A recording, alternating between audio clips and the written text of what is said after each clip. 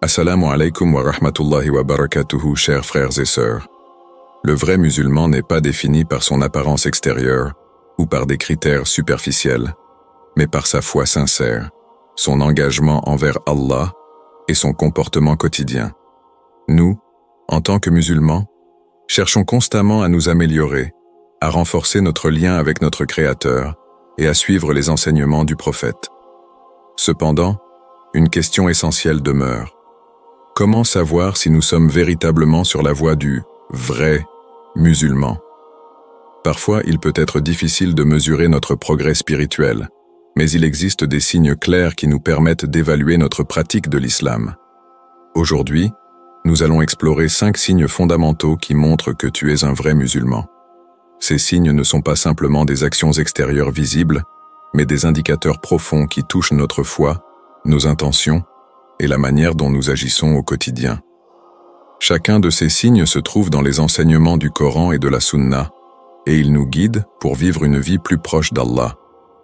Il est crucial de se rappeler que l'islam n'est pas une simple étiquette, mais un mode de vie qui se reflète dans nos pensées, nos actes et notre relation avec les autres. Aujourd'hui, nous allons aborder ces signes et discuter de la manière dont ils peuvent être intégrés dans notre vie quotidienne. En pratiquant ces principes, nous pouvons tous devenir de meilleurs musulmans et chercher à atteindre l'agrément d'Allah. Alors, es-tu prêt à découvrir ces signes et à réfléchir sur ta propre pratique de l'islam?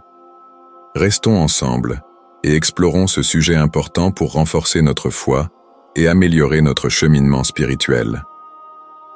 Premier signe, la sincérité de l'intention, niyya. La sincérité de l'intention, ou niyya, est l'un des piliers les plus fondamentaux de l'islam. Elle est la base de toutes les actions d'un musulman et constitue un principe central dans la manière dont nous pratiquons notre foi. Le prophète a dit dans un hadith célèbre, « Les actions ne valent qu'à que par leurs intentions. » Sahih Bukhari. Cela signifie que, peu importe la grandeur ou la petitesse de l'action, c'est l'intention derrière cette action qui en détermine la valeur aux yeux d'Allah. Un vrai musulman agit toujours dans le but de plaire à Allah, sans chercher à impressionner les autres ou à obtenir des bénéfices mondains. Ce principe est ce qui distingue un musulman authentique dans ses actions quotidiennes. La sincérité de l'intention doit se refléter dans chaque aspect de la vie quotidienne, que ce soit dans la prière, le travail, les études, ou même dans les relations sociales, il est crucial d'avoir une intention pure. Dans l'islam, l'acte d'adoration ne se limite pas aux prières ou aux jeûnes. Chaque action quotidienne peut devenir une forme d'adoration si elle est accomplie dans l'intention de plaire à Allah. Cela inclut des actes aussi simples que manger, dormir ou aider les autres. Avant de commencer une tâche quotidienne, qu'il s'agisse de prier, de travailler ou de passer du temps avec des proches, il est important de se rappeler que l'on le fait pour Allah et non pour la reconnaissance des gens. Par exemple, si tu es au travail et que tu fais de ton mieux, rappelle-toi que cet effort est un acte de soumission à Allah et non simplement pour l'argent ou les éloges des autres. Cela permet de transformer un acte apparemment mondain en un acte d'adoration. La sincérité de l'intention a un impact profond sur la vie d'un musulman. Chaque action devient alors une opportunité pour se rapprocher d'Allah. Même les tâches quotidiennes peuvent se transformer en actes d'adoration si elles sont accomplies avec la bonne intention. Par exemple, lorsque tu travailles dur pour subvenir aux besoins de ta famille, cela devient un acte de dévotion si ton intention est de satisfaire les besoins de tes proches et d'obtenir la satisfaction d'Allah. Une autre dimension importante de la niyya est qu'elle permet de garder le cœur pur et d'éviter les mauvaises intentions. Lorsque l'intention est correcte, l'âme devient plus forte face à l'orgueil, la vanité et les désirs mondains. Cela nous protège également contre les péchés liés à l'ostentation, riya, qui peuvent se produire lorsque l'on cherche à impressionner les autres par nos actions. La niyya garde notre cœur concentré sur Allah et nous aide à rester humbles. Le prophète a dit dans un autre hadith, « Quiconque agit pour rechercher la satisfaction d'Allah, Allah rendra ses actions réussies et agréables, même si elles sont petites. » Sahih Muslim. Ce hadith souligne l'importance de l'intention pure. Par exemple, si un musulman fait un effort sincère pour aider un voisin, même si cela semble insignifiant aux yeux des autres, Allah accepte cet acte en raison de l'intention pure qui l'accompagne. Cela montre que c'est l'intention qui fait la valeur de l'action. Commence chaque action par une réflexion intérieure. Avant de commencer toute tâche, rappelle-toi que ton objectif est de plaire à Allah. Que ce soit dans la prière, les études, le travail, ou même dans les moments de détente, sois conscient que tu cherches la satisfaction d'Allah. Cela te permettra de garder un esprit pur et centré. Parfois, il peut être facile de se laisser emporter par l'envie de se faire remarquer ou de rechercher les éloges des autres. Dans ces moments-là, rappelle-toi que l'important n'est pas ce que les autres pensent de toi, mais ce qu'Allah pense de toi. Prends le temps de purifier tes intentions et de ne faire les choses que pour lui. Lorsque tu effectues des tâches simples, comme manger, travailler ou passer du temps avec ta famille, pense à la manière dont tu peux y intégrer une intention pure. Par exemple, lorsque tu manges, remercie Allah pour ses bénédictions et fais-le dans le but de renforcer ton énergie, pour mieux l'adorer. Demande à Allah de purifier ton cœur et de te guider vers des intentions sincères. Cela permet de se rappeler que tout ce que nous accomplissons, grand ou petit, doit être fait pour lui seul. Toujours chercher la reconnaissance d'Allah plutôt que des éloges des autres. Cela nous aide à rester sincères dans nos actions et à maintenir un cœur pur. Deuxième signe, la constance dans la prière, salat. La prière, salat, est l'un des piliers les plus fondamentaux de l'islam. Elle représente non seulement un acte d'adoration, mais aussi un moyen de maintenir une connexion constante avec Allah. Un vrai musulman ne néglige jamais la prière, quelle que soit la situation. Il comprend que la prière n'est pas une simple routine, mais un moment où il peut se recentrer, se purifier et se rapprocher d'Allah. La prière est un moyen de soumission totale et d'obéissance envers Allah. Elle est pratiquée 5 fois par jour, et chaque prière est une occasion de renouveler sa foi et de renforcer sa relation avec le Créateur. La constance dans la prière montre une détermination à garder Allah au centre de sa vie et à respecter son ordre. Un musulman qui est constant dans sa prière cherche à respecter les horaires et la qualité de sa prière. Dans chaque prière, il cherche la concentration, la sérénité et l'humilité, sachant que c'est un moment sacré où il se tient devant Allah. Cela implique également d'éviter les distractions, de se préparer correctement pour chaque prière, en ayant les ablutions, en choisissant un endroit calme, et de s'efforcer de réciter avec compréhension et réflexion. La prière collective, Salat al-Jama'a, est particulièrement valorisée dans l'islam. Il est mentionné dans le Coran et les hadiths que prier en groupe apporte des bénédictions et des récompenses plus grandes. Le prophète a dit « La prière en groupe est supérieure à la prière seule de 27 degrés. » Sahih Bukhari. Cela souligne l'importance de la communauté dans la pratique de l'islam et l'encouragement à prier ensemble, en particulier pour les prières principales, comme la prière du Fajr, du Dour, du Asr, du Maghrib et du Isha. La prière surérogatoire, Nafl, est un autre aspect important de la constance dans la prière. Bien qu'elle ne soit pas obligatoire, elle permet de renforcer sa foi et d'obtenir des récompenses supplémentaires. Elle est un moyen de rendre sa relation avec Allah encore plus intime. Par exemple, la prière de la nuit, Tahajjud, est un moment privilégié pour se rapprocher d'Allah, demander pardon pour ses péchés et exprimer ses besoins les plus profonds. Un exemple pratique de cette constance est l'organisation de sa journée. Pour éviter de manquer une prière, il est essentiel de planifier ses activités en fonction des horaires de prière. Utiliser des rappels sur son téléphone ou consulter les horaires de prière dans son localité peut être utile pour ne pas oublier un moment aussi important. De plus, en faisant l'effort de prier à l'heure et de ne pas procrastiner, on montre son respect pour cet acte d'adoration. Pour augmenter la concentration et la sincérité pendant la prière, il est important de méditer sur les significations des versets du Coran que l'on récite. La concentration, khushu', est essentielle pour une prière de qualité, et cela peut être facilité en étant dans un endroit calme et en se débarrassant de toute source de distraction. De plus, réciter le Coran avec compréhension et réflexion sur ses significations aide à cultiver un véritable lien avec Allah, rendant chaque prière plus significative. Le prophète a dit « La prière est la clé du paradis ». Hadith rapporté par Al-Tirmidhi. Cela montre clairement l'importance capitale de la prière dans la vie d'un musulman. Pour un vrai musulman, la prière n'est pas une tâche imposée mais une occasion précieuse d'adorer Allah et de recevoir ses bénédictions. Elle est essentielle pour purifier le cœur, renforcer la foi et obtenir la tranquillité d'esprit. Enfin, quelques conseils pratiques pour rendre les prières plus significatives sont: essayez de faire la prière de nuit, tahajjud, qui est l'un des moyens les plus puissants de se rapprocher d'Allah. De plus, prier après l'Asr, la prière du Maghrib, est un excellent moyen de rajouter de la spiritualité à sa journée. Les prières surérogatoires, même petites, montrent à Allah notre dévouement et notre désir de nous rapprocher de lui.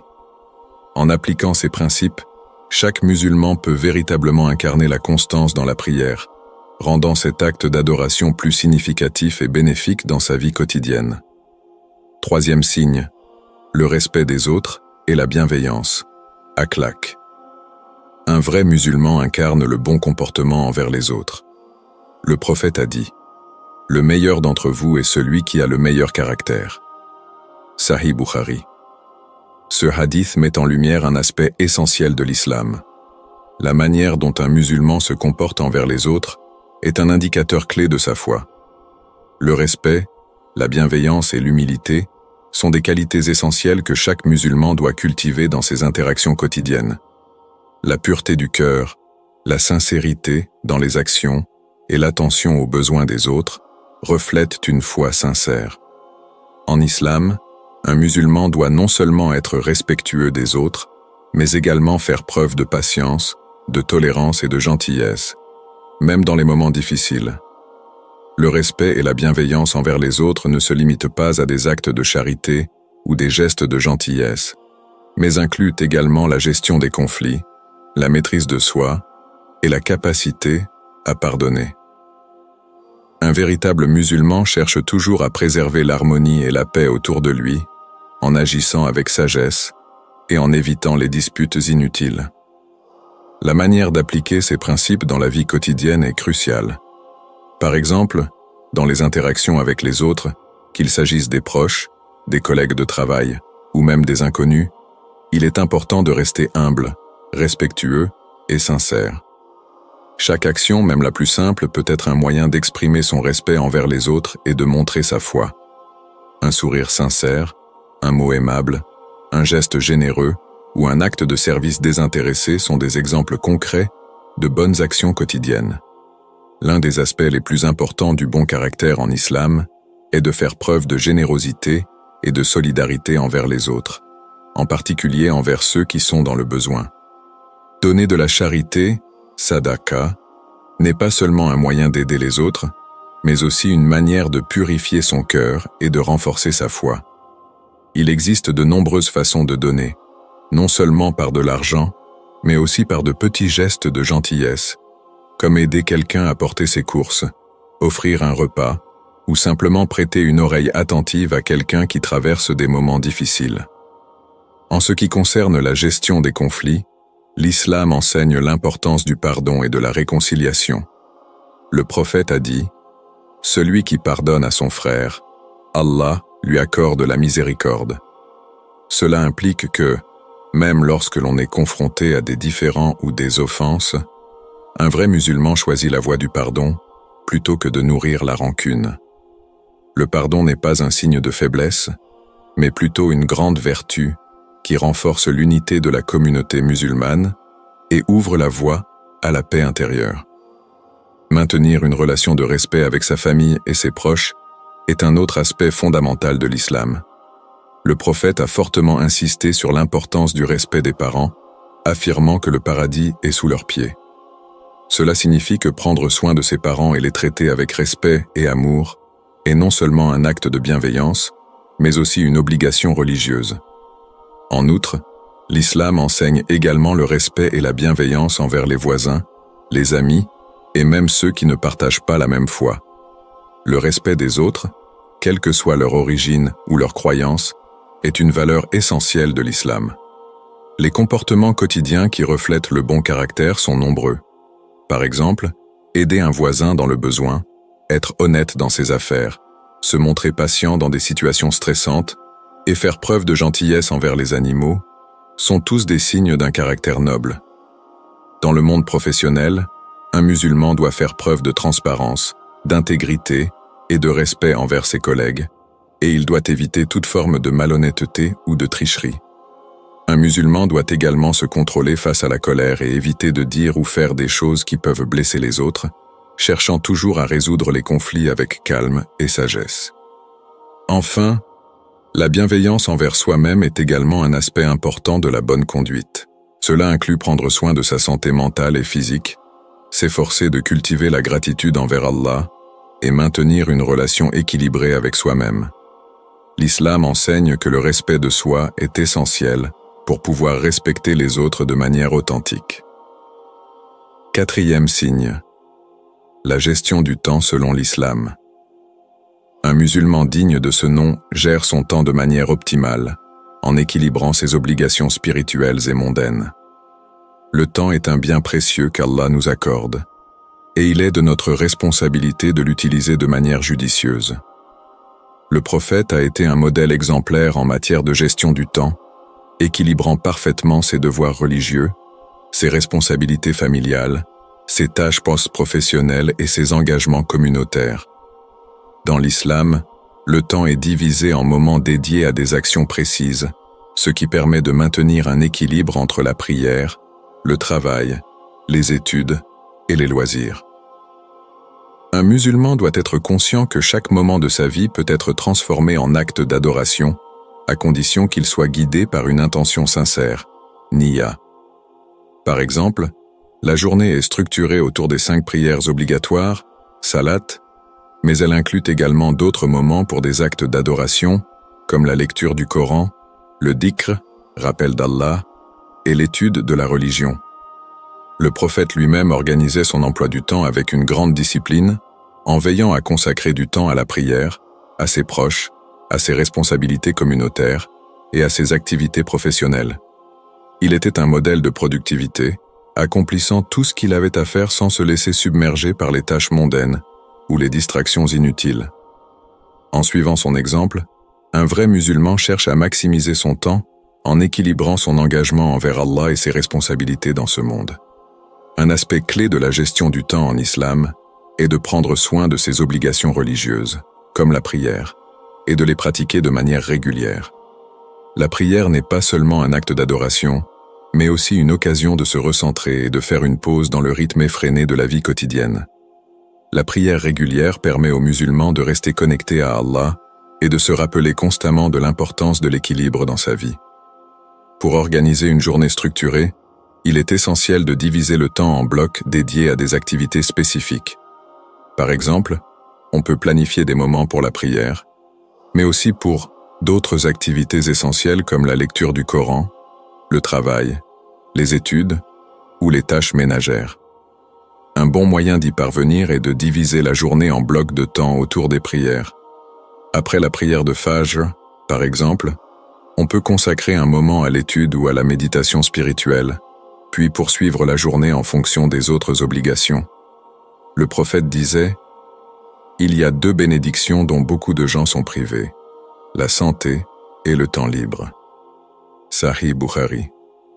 Ce hadith rappelle l'importance de ne pas gaspiller le temps, mais plutôt de l'utiliser à bon escient. Il est crucial pour chaque musulman d'optimiser son temps, en s'assurant qu'il est bien utilisé pour accomplir des actes bénéfiques. L'islam encourage à être productif, tout en maintenant un équilibre spirituel. De nos jours, les outils modernes peuvent grandement faciliter la gestion du temps. Par exemple, les applications de gestion du temps permettent de se rappeler des heures de prière et de suivre un emploi du temps quotidien, assurant ainsi qu'on reste concentré sur nos priorités religieuses, tout en étant productif dans nos activités mondaines. Les rappels pour la prière, Les notifications pour la lecture du Coran ou les moments de dhikr peuvent être des moyens efficaces pour structurer sa journée. Un autre exemple pratique de gestion du temps est l'organisation de moments spécifiques pour la lecture du Coran.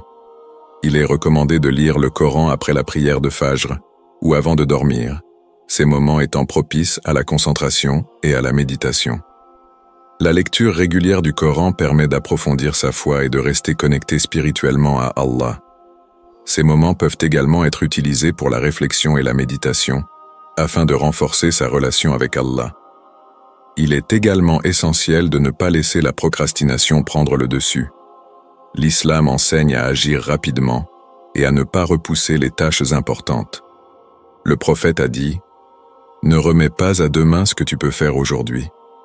Cela implique qu'un vrai musulman doit s'efforcer d'être ponctuel et d'accomplir ses responsabilités sans attendre. Cela s'applique non seulement aux actes religieux, mais aussi à toutes les autres sphères de la vie. Par exemple, au travail ou dans les études, il est important d'éviter de procrastiner, car cela peut nuire à la productivité et à la qualité du travail. Enfin, un aspect crucial de la gestion du temps selon l'islam est de prendre du temps pour soi et pour ses proches.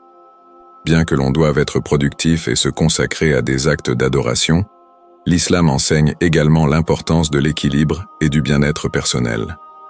Passer du temps avec sa famille, faire du sport ou simplement se reposer est également essentiel pour maintenir une bonne santé mentale et physique.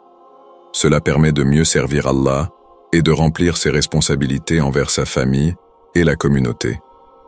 Ainsi, un musulman qui gère bien son temps, en équilibrant ses obligations religieuses et mondaines, est non seulement plus productif, mais aussi plus épanoui dans sa foi et sa vie personnelle. Il suit l'exemple du prophète, qui a su gérer ses priorités de manière exemplaire. Grâce à une gestion du temps consciente et équilibrée, chaque musulman peut améliorer sa vie spirituelle, tout en accomplissant ses devoirs mondains avec efficacité. Cinquième signe. La sincérité dans le dhikr, rappel d'Allah, et la recherche de la connaissance. Un vrai musulman est celui qui, dans ses paroles et ses actions, cherche constamment à se rappeler d'Allah. Le dhikr, rappel d'Allah, et la recherche de la connaissance sont deux piliers essentiels pour maintenir une connexion vivante avec la foi et pour approfondir la compréhension de l'islam. Ces pratiques ne sont pas seulement des actes d'adoration, mais des moyens puissants pour nourrir l'âme et renforcer la foi dans la vie quotidienne. Le dhikr est une forme de purification du cœur et de l'esprit. Allah nous rappelle dans le Coran, « En vérité, par le dhikr d'Allah, les cœurs trouvent le repos. » Sourate Ar-Ra'd 28. Ce verset souligne l'importance de se tourner vers Allah pour apaiser les inquiétudes, les angoisses et les doutes qui peuvent envahir l'esprit. Le dhikr, qu'il s'agisse de prononcer des paroles simples comme « Subhanallah »,« Gloire à Allah »,« Alhamdulillah »,« Louange à Allah »,« Allahu Akbar »,« Allah est le plus grand », ou de réciter des versets du Coran, est un moyen direct de se rapprocher d'Allah. Le prophète a dit « Celui qui dit « Subhanallah wa bihamdihi » gloire à Allah et louange à lui, 100 fois par jour, ses péchés seront effacés, même s'ils sont comme l'écume de la mer. Sahih Bukhari. Cela montre que le dhikr n'est pas simplement un acte de dévotion, mais aussi un moyen d'effacer nos erreurs, de purifier notre cœur et de renforcer notre lien avec le Créateur. Par le dhikr, un vrai musulman maintient une attention constante envers Allah, tout en étant conscient de sa grandeur et de sa miséricorde. Le dhikr doit être sincère. Il ne s'agit pas simplement de prononcer des mots sans réflexion, mais d'accomplir chaque invocation avec un cœur pur, une intention sincère et une pleine attention à Allah.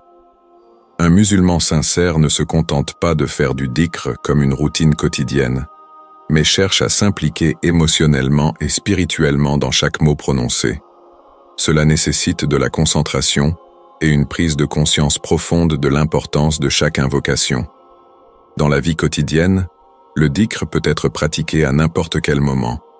En se levant le matin, en marchant, en conduisant, ou même en attendant quelque chose. Il est aussi important de se rappeler d'Allah pendant les moments de difficulté ou de joie, en sachant que chaque instant de notre vie est une occasion de renforcer notre relation avec lui. Même dans les moments de calme, le dhikr reste un moyen puissant de garder notre esprit centré sur ce qui est important et d'éloigner les pensées négatives ou distrayantes. L'autre aspect important pour un vrai musulman est la recherche de la connaissance. Le prophète a dit « Chercher la connaissance est une obligation pour chaque musulman ». Sunan Ibn Majah. Cette quête de savoir n'est pas limitée à l'étude religieuse, mais englobe également toute forme de connaissance bénéfique qui peut enrichir notre compréhension de l'islam et améliorer notre vie. La recherche de la connaissance est une démarche continue et elle doit se faire dans l'humilité, en recherchant non seulement la compréhension intellectuelle, mais aussi l'application pratique de ce savoir. Un musulman sincère cherche à comprendre les enseignements du Coran et des hadiths pour appliquer ses connaissances dans sa vie quotidienne. L'étude du Coran est essentielle pour celui qui veut se rapprocher d'Allah, car c'est le livre sacré qui contient la guidance divine pour l'humanité. Cependant, il est également important de ne pas se limiter à une simple lecture du Coran. Le véritable savoir réside dans la compréhension profonde de ses significations, de son contexte et de la manière dont on peut appliquer ses enseignements. L'étude des hadiths, les paroles et actions du prophète, est aussi fondamentale pour un musulman. Ils fournissent des éclaircissements pratiques sur l'application des préceptes du Coran et la manière de vivre en conformité avec les enseignements de l'islam. La lecture des livres d'érudition, des biographies des grands savants et des érudits contemporains permet également de renforcer cette connaissance et d'approfondir notre compréhension des subtilités de la foi. Une autre manière de rechercher la connaissance est de fréquenter les cercles de savoir islamique. Participer à des cours, des conférences ou des discussions avec des savants ou des étudiants en sciences islamiques permet d'approfondir la compréhension des sujets religieux. Ces cercles sont des espaces où l'on peut poser des questions, discuter de la foi et apprendre les bonnes pratiques, tout en étant soutenu par la communauté. Dans ces cercles, l'on peut aussi apprendre à mieux interpréter les textes sacrés et à comprendre les enjeux de la vie moderne à travers la lentille de l'islam. Un autre conseil pratique pour un vrai musulman est d'intégrer l'étude dans sa routine quotidienne. Par exemple, consacrer quelques minutes chaque jour à la lecture et à la réflexion sur le Coran ou à l'écoute de conférences islamiques peut avoir un impact profond sur sa foi et sa vie spirituelle. Même des périodes de 15 à 20 minutes par jour peuvent être suffisamment productives pour approfondir ses connaissances et renforcer son lien avec Allah. Enfin, la sincérité dans la recherche de la connaissance doit toujours être guidée par l'intention de se rapprocher d'Allah et de mettre en pratique ce que l'on apprend. La connaissance n'est pas un but en soi, mais un moyen d'agir correctement selon la volonté d'Allah. Un musulman sincère cherche à utiliser ce savoir pour améliorer sa vie et celle des autres, en contribuant à sa communauté, en élevant le niveau de la société et en aidant les autres à grandir spirituellement. Dans la quête du dhikr et de la connaissance, un vrai musulman trouve des moyens de grandir constamment, de se purifier et de renforcer sa foi. Par l'engagement sincère dans ses pratiques, il établit une connexion continue avec Allah et s'efforce de suivre les pas du prophète dans sa quête de sagesse et de vérité. Ô Allah, fais de nous des musulmans sincères et pieux, remplis de ta lumière et de ton amour. Aide-nous à appliquer ces signes dans notre vie quotidienne et à nous rapprocher de toi. Purifie nos cœurs, guide nos actions et accorde-nous la sagesse de toujours suivre ton droit chemin. Protège-nous des distractions de ce monde et fais que nos intentions restent pures et pleines de dévotion envers toi. Amin.